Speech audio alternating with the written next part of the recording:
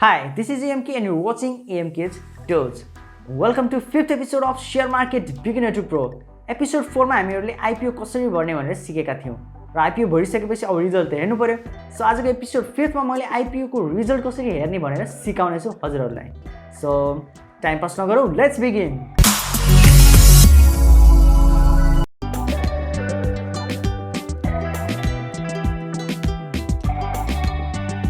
IPO को result हेर्नको लागि हामीहरुसँग तीनवटा मेथड छ। तीनवटा मेथड मध्ये सबैभन्दा फर्स्ट मेथड भनेको सिम्पल मेथड जुन चाहिँ हामीहरु मेरो शेयर एप्लिकेसन यो मेरो शेयर एपमै गएर क्लिक गरेर यसमा चाहिँ हामीहरुले आफ्नो डिपोजिटरी पार्टिसिपेन्ट्स युजर नेम र पासवर्ड लगइन गरिसकेपछि हामीहरु माई आस्पामा क्लिक गर्छौं। माई आस्पामा क्लिक गरिसकेपछि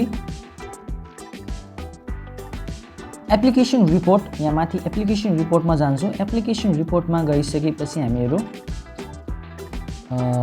जस्तै साहस ऊर्जा लिमिटेड को रिपोर्ट हेर्नको लागि अब रिपोर्टमा क्लिक गर्छौं हामीहरु। रिपोर्टमा र यो चाहिँ सबैभन्दा स्लो प्रोसेस हो। जस्तै आज बिहानै 10 बजे यसको रिजल्ट आइसकेको थियो र यहाँ अझै पनि स्ट्याटसमा भेरिफाइड लेखेको छ। भेरिफाइड यसको मतलब यसमा अझै पनि रिजल्ट पब्लिश भएको छैन। यो चाहिँ सबैभन्दा स्लो प्रोसेस हो। रिजल्ट बिहान 10 बजे आइसकेको छ, अझै यसमा रिजल्ट हेर्न हामीहरुले पाएको छैनौं।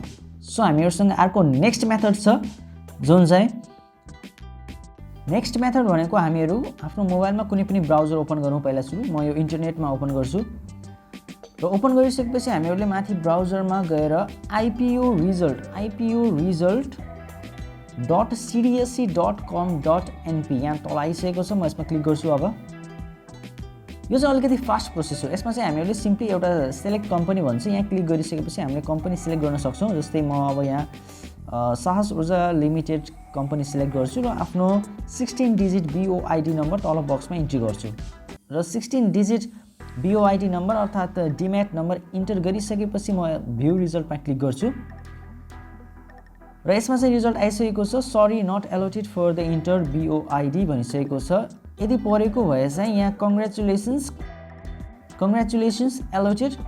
एलोटेड क्वान्टिटी 10 अथवा कति एलोटेड भएको छ त्यति लेख्छ।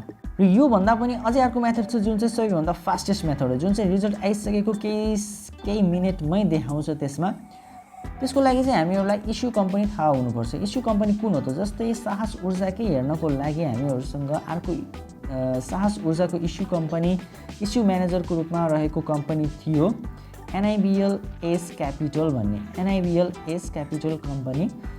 त्यसको लागि हामीहरुले रिजल्ट सबैको आफ्नै हुन्छ वेबसाइटहरु। जस्तै गुगलमा गएर हजुरहरुले सर्च गर्न सक्नुहुन्छ। जस्तै NIBL S क्यापिटल को रिजल्ट IPO को रिजल्ट हेर्नको लागि हामीहरुसँग result.niblcapital.com छ। यसमा क्लिक गर्छु म। यो चाहिँ सबैभन्दा फास्टेस्ट मेथड हो। अनि यसमा चाहिँ हामीहरुले सिम्पल देख्न सकिन्छ IPO अलर्टमेन्ट भनेर लेखेको छ यहाँ तल। IPO अलर्टमेन्टमा क्लिक गर्छु म अब र IPO अलर्टमेन्टमा क्लिक गरिसकेपछि सेलेक्ट कम्पनी गर्न सकिन्छ र साहस ऊर्जा लिमिटेड लोकल हैन हामीहरु पब्लिक सिलेक्ट गर्छौं। पब्लिक सिलेक्ट गरिसकेपछि यदि लोकल हुनुहुन्छ भने लोकल पनि सिलेक्ट गर्न सक्नुहुन्छ र अहिले चाहिँ मैले यहाँ पब्लिकको लागि देखाइरहेको छु। सेम मेथड हो त्यो। पब्लिकमा क्लिक गरिसकेपछि आफ्नो डिम्याट नम्बर हामीहरुले यहाँ इन्टर गर्न सकिन्छ।